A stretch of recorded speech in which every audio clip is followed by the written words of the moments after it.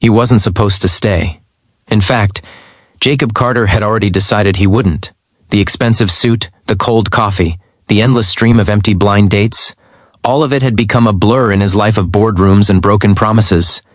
But when he turned to leave that small corner cafe in downtown Seattle, a little girl in a blue dress looked up from her coloring book, smiled and said softly, "Hi, mister." It wasn't just a greeting, it was a light cutting through years of quiet darkness he didn't even realize he still carried.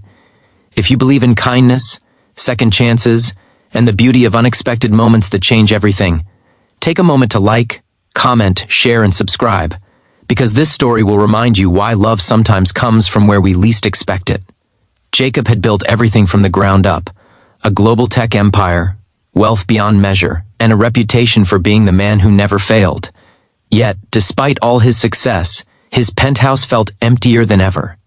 2 years ago, he had lost his wife Claire in a car accident, the kind that leaves scars that no one sees.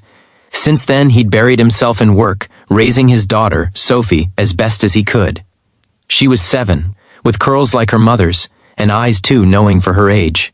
Every evening, Sophie would wait by the door for her dad to come home, often falling asleep with her school books on her lap. Jacob promised himself that one day he'd slow down, that one day he'd learn how to smile again. But that day never came. Not until her. Her name was Grace Whitmore, a single mother who had nearly canceled that blind date herself. She wasn't sure why she had agreed to meet a man her coworker insisted was perfect husband material. She had no illusions left about love. Life had taught her hard lessons, raising her daughter Mia all by herself since her husband walked out when Mia was 2. Grace worked as a middle school teacher, doing her best to make ends meet, balancing lesson plans and lunchboxes, always putting her child before herself. That evening, she arrived at the cafe 10 minutes early, her heart pounding with the familiar anxiety of rejection. But she hadn't come alone. She had brought Mia, who insisted on coming because she wanted to meet the nice man who might make Mommy smile again. Grace had laughed it off, but inside she prayed she wouldn't regret it. When Jacob entered, he looked out of place, tailored suit, sharp jawline, carrying an air of quiet authority. He glanced around, already mentally drafting his excuse to leave. He didn't believe in blind dates, and he certainly wasn't ready for another relationship. But then, that small voice stopped him. That "Hi, mister," that broke something open in his heart. He sat down. The cafe was warm, filled with the hum of soft music and the smell of roasted coffee beans. Grace looked nervous but kind, her eyes tired yet full of sincerity. Mia chatted innocently about her favorite color, her new school, and how her mom made the best pancakes in the world. Jacob found himself laughing for the first time in months, and when Grace finally smiled, a real, unguarded smile, he realized he didn't want the evening to end. That night, he came home late. Sophie was asleep on the couch, clutching her stuffed bear. Jacob kissed her forehead, whispered that he loved her, and sat in the dark for a long time, thinking about the woman and little girl he had just met. There was something about them, a quiet strength, a familiar loneliness, that mirrored his own life. Days turned into weeks.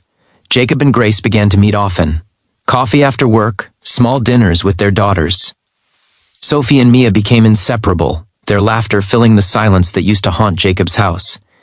Grace brought warmth wherever she went, and Jacob, once known for his control and composure, found himself wanting to lose that control just to feel alive again. But life has a way of testing hearts just when they start to heal. One evening, Grace got a call from her ex-husband. After years of absence, he wanted to make things right and see Mia again. Grace was torn between fear and guilt. She didn't want to take away her daughter's chance to know her father, but she also didn't want to lose what was blossoming with Jacob. Meanwhile, Jacob faced his own dilemma. His company's board was pressuring him to relocate to New York for an indefinite period. It was a career-defining opportunity, the kind he had dreamed of his whole life. But now it no longer felt like a dream. When he told Grace about it, she tried to be strong, hiding her tears as she said, "You should go, Jacob. You've worked too hard for this." But Mia, overhearing from the kitchen, ran to him, grabbed his hand and whispered, "Please don't go. You're the only one who smiled at me." That moment broke him. Jacob realized that what he had been searching for, peace, family, love, wasn't in boardrooms or skyscrapers. It was right there, in that small cafe, in the laughter of 2 little girls who believed in him, and in the eyes of a woman who had quietly saved him. He didn't go to New York. Instead, he showed up at Grace's doorstep the next morning with Sophie by his side, holding 2 cups of coffee and a single sunflower, Grace's favorite. "I don't know what the future holds," he said softly, "but I know I want to face it with you, both of you." From that day forward, their lives intertwined naturally. Dinners became shared, school runs became moments of laughter, and hearts once broken began to heal together. Grace's ex-husband eventually faded back into his old ways, but by then, Mia already had someone who showed her what a real father's love felt like. And Jacob, the man who once thought he'd lost everything, found a reason to smile again, not because life got easier, but because love had finally found its way back to him.